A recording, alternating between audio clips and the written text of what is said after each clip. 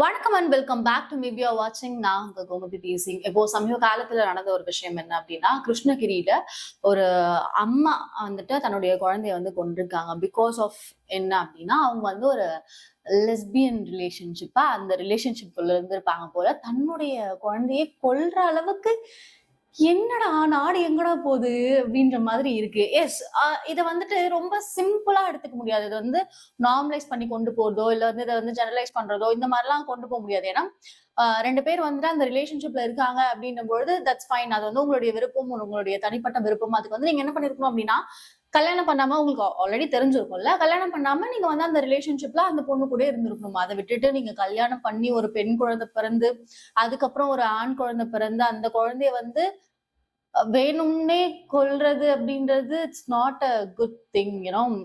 ஆக்சுவலா வந்து அவங்க ஸ்டார்ட் பண்ணும்பொழுது எப்படி யோசிச்சிருந்தாங்க அப்படின்னா, அந்த குழந்தை வந்து பால் குடிக்கும் போது மூச்சு முட்டி இறந்துருச்சு அப்படின்ற மாதிரி ஒரு இன்சிடென்ட் மாதிரி தான் கொண்டு போயிருக்காங்க. ஆஃப்டர் தட் ஒன்லி அந்த அப்பா வந்து அதை கண்டுபிடிச்சிருக்காரு.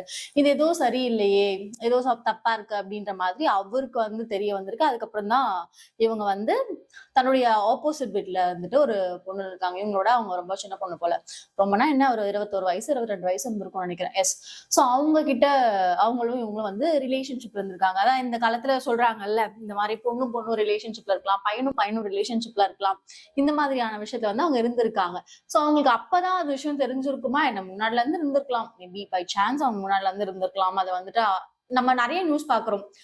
கள்ளக்காதலுக்கு வந்து இடையூறா இருக்கிறதுனால வந்து குழந்தைங்களை இது பண்ணிடுறாங்க. அவர் வந்து அவங்க கூட ரிலேஷன்ஷிப்ல இருக்கிறதுனால குழந்தை வந்து இடையூறா இருக்குன்ற ஒரே காரணத்துக்காக வந்து குழந்தைங்களை இது பண்ணிடுறாங்க அப்படின்ற மாதிரி.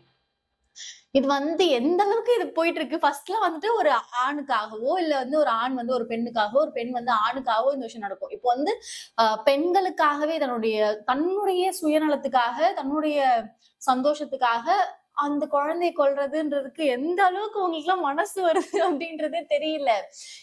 ஏன்னா நிறைய பேர் வீட்டுல ஸ்டில் இப்பவுமே நிறைய குழந்தை இல்லாம இன்னும் கஷ்டப்பட்டுக்கிட்டு, குழந்தை பிறக்குமோ பிறக்காதா இல்ல நிறைய பேர்கிட்ட பேச்சு வாங்கிட்டு இதை சொல்லிடுவாங்களோ அதை சொல்லிடுவாங்களோ நிறைய ஊர்ல இருக்கு. இப்போ நம்ம சொல்றோம்ல, அப்பெல்லாம் யாரும் இல்ல, ரொம்ப காமன் ஆயிடுச்சுங்க. குழந்தை இல்லைன்னா என்னங்க, அதெல்லாம் ஒண்ணும் இல்லைங்க, நாங்க வந்து பெண்களை பெண்களா பாக்குறோம், எங்க கண்களா பாக்குறோம், அந்த டேஷ் எல்லாம் இங்க உண்மையாவே கிடையாது. லிட்டரலா நான் பார்த்திருக்கேன். இப்போ ஒரு பர்சனுக்கு வந்து இப்போ ஒருத்தவங்க இருக்காங்க, ஒரு 25-26 இருக்காங்க அப்படின்னா, அவங்களுக்கு கல்யாணம் ஆகி ஒரு 1 இயர் ஆகுது அப்படின்னா அவங்க அவ்வளவு கொஸ்டின்ஸ் கேட்கறது, உங்களுக்கு குழந்தை இல்லையா அப்படின்னு கேட்கறது, இல்ல வந்து கொஞ்ச நாள் ஆயிடுச்சு அப்படின்னா, ஓ இன்னும் உங்களுக்கு குழந்தை இல்லையா, அதை எந்த அளவுக்கு வந்து பேச முடியுமோ அந்த அளவுக்கு வந்து பேசிட்டு இருக்காங்க. நம்ம சொல்ற மாதிரி அப்படியெல்லாம் அந்த டாபிக் எல்லாம் கொண்டே போலுங்க, அதெல்லாம் நார்மலைஸ் பண்றாங்க. குழந்தை இல்லைன்னா என்னங்க, அப்பெல்லாம் வாழறாங்க மக்கள் அப்படின்னா அந்த மாதிரி எந்த ஒரு இதுவும் கிடையாது. சிட்டிலயுமே இப்போ வந்து சென்னை, பாண்டியில வந்து மற்ற ஊர்கள் அங்கேயுமே ரிலேஷன்ஸ்குள்ளேயே வந்து பேசப்படுது. இது இல்ல அப்படின்னா அது வந்து தப்பா பாக்குறதாகட்டும், இல்ல ஒரு ஃபங்க்ஷன் நம்ம ஈஸியா சொல்லிடுறோம். இந்த காலத்துல யாருங்க அதெல்லாம் பாக்குறா அப்படின்ற மாதிரி சொல்லிடுறோம்ல. இந்த காலத்துல யார் பாக்குறாலாம் கிடையாது. எந்தெந்த விஷயத்தெல்லாம் வந்து நார்மலைஸ் பண்ணக்கூடாதோ அதெல்லாம் நார்மலைஸ் பண்ணிட்டு இருக்காங்க. எதெல்லாம் நார்மலைஸ் பண்ணி அவங்களை ஹர்ட் பண்ணக்கூடாது அப்படின்னு நினைக்கணுமோ அது யாருமே பண்றது கிடையாது. ஸ்டில் வந்து பீப்புளை கொஸ்டின் ரைஸ் பண்றது, இந்த மாதிரியான விஷயங்கள் பண்ணிதான் இருக்காங்க. அவங்க வந்து ஆல்ரெடி ஒரு குழந்தை பிறந்திருக்கு, அதுக்கப்புறம் ஒரு பையன் குழந்தை பிறக்குது அப்படின்னும் பொழுது ஒரு அம்மாவா அவங்களுடைய மைண்ட் செட் வந்து எப்படி இருக்கணும், ஆனா எப்படி அதை வந்து அவங்க பண்ணாங்க அப்படின்றதே எனக்கு இப்போ வரைக்குமே அந்த கேள்வி இருந்துட்டுதான் இருக்கு. ஏன்னா அவங்க பண்ணது கம்ப்ளீட்டா தப்பு, ரொம்ப ஒரு தப்பான ஒரு விஷயம். அப்படி வந்து உனக்கு அந்த பொண்ணு கூட தான் இருக்கணும் அப்படின்னா நீ வந்து அவரை டிவோர்ஸ் பண்ணிருக்கலாம். விச் மீன்ஸ் அவங்க ஹஸ்பண்டை வந்து டிவோர்ஸ் பண்ணிருக்கலாம், இல்ல வந்து அவங்க விட்டு பிரிஞ்சு போய் நீங்க தனியா இருந்திருக்கலாம். எவ்வளவோ விஷயங்கள் இருக்கு. அதை விட்டுட்டு அந்த குழந்தைய கொன்னுட்டுதான் அதுக்குள்ள நீங்க இருக்கணும், அதுக்குள்ள வந்து நீங்க சந்தோஷமா இருக்கணும் அப்படின்றது வந்து ரொம்ப தப்பான ஒரு விஷயம்.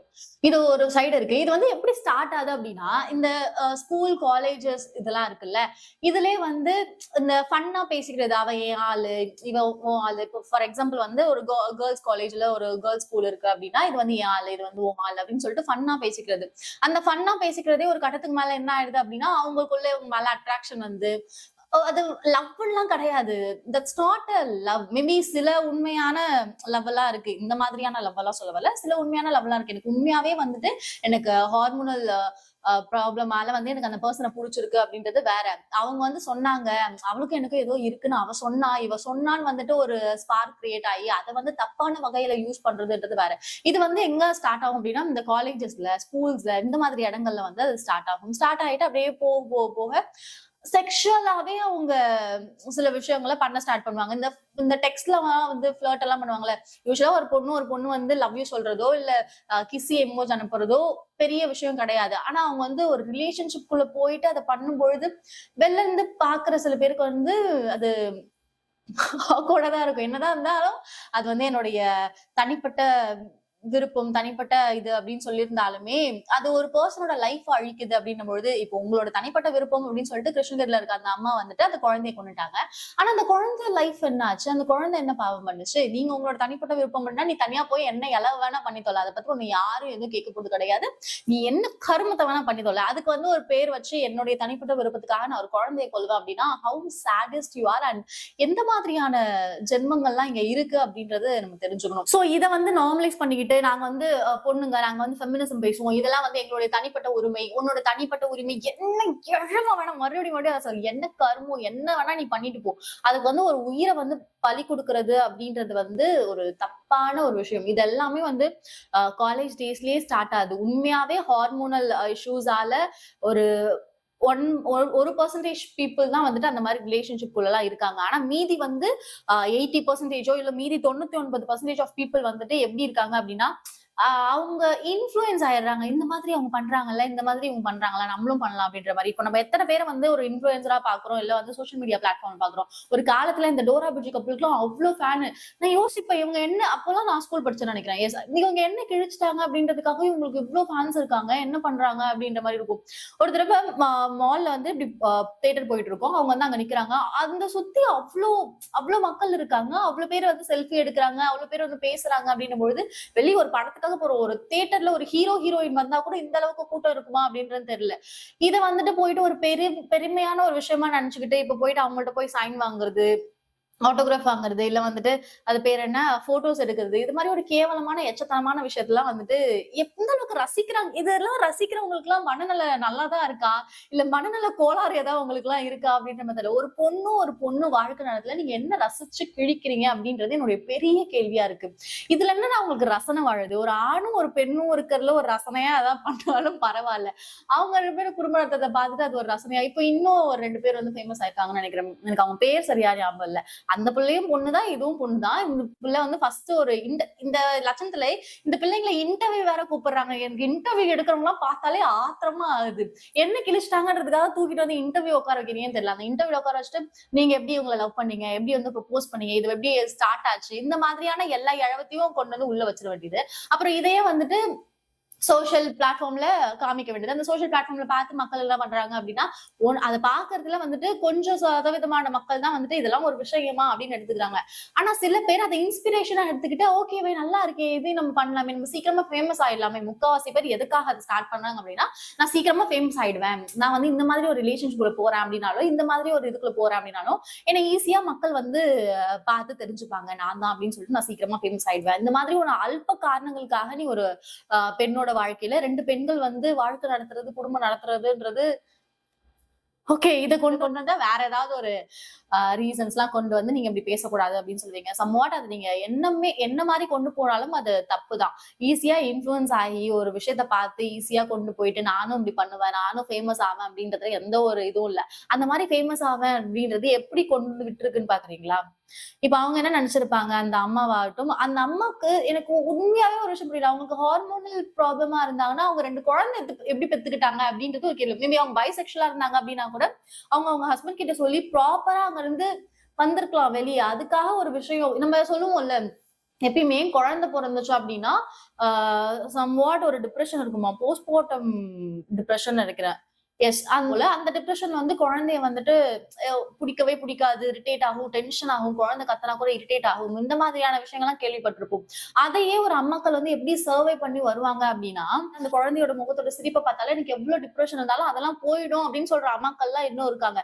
ஆனா இந்த மாதிரி ஒரு அல்ப காரணத்துக்காக ஒரு ஒரு அன்வான்டான ஒரு ரிலேஷன்ஷிப்காக குழந்தைய இது பண்றதுன்றது சத்தியமா அக்செப்டே பண்ணிக்க முடியாது.